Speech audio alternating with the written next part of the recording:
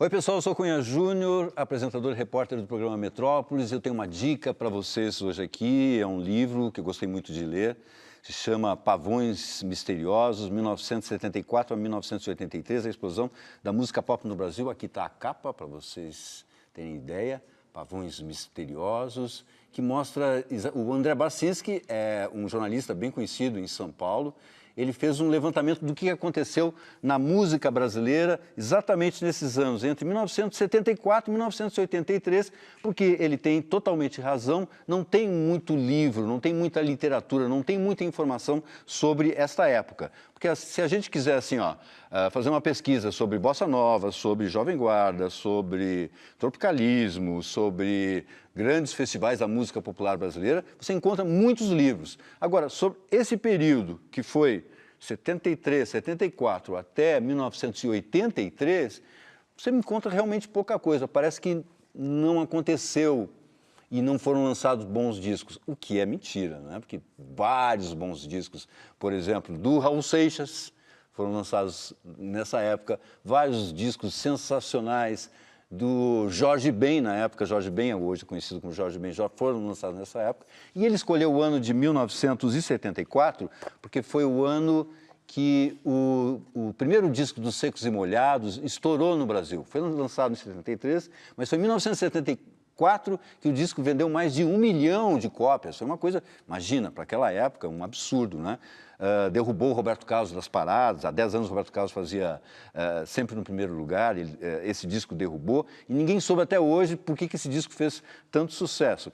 Claro, é um disco de uma qualidade musical e de letras incrível, a presença do Ney Matogrosso, aquilo chamou muito a atenção das pessoas e das crianças naquela época, isso fez com que o disco vendesse muito.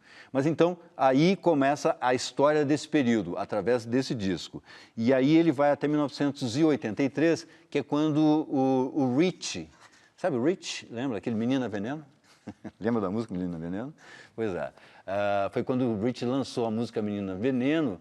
Essa música também fez um sucesso absurdo aqui no Brasil. O disco chegou a ficar assim, em terceiro lugar, só perdendo. Deixa eu ver para quem que perdeu. Para o Thriller. O Michael Jackson, mas também aí não tinha como ganhar, né? O Thriller foi o disco mais vendido na história do mundo, do disco.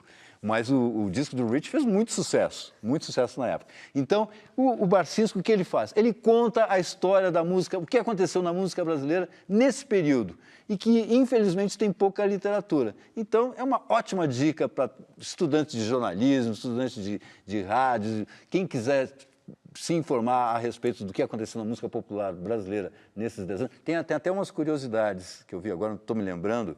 Sabe aquela música... o samba do Arnesto, o Arnesto me convidou para o samba, ele mora no Brás, sabe, né? Essa música é do Adoniran Barbosa, essa música tinha sido composta nos anos 50, só que tinha censura brava no Brasil nessa época, em 1974, né? E os censores não sabiam, então eles pensaram que o samba do Arnesto era alguma menção ao presidente Ernesto Geisel, né, que era um militar. Então, o pessoal da censura, com medo que fosse alguma brincadeira que estivessem fazendo com o presidente, censuraram, não deixaram regravar a música, né? Então, isso é uma curiosidade que tem aqui no livro, entre tantas outras. Fica sendo, então, a minha dica para vocês, o livro Pavões Misteriosos.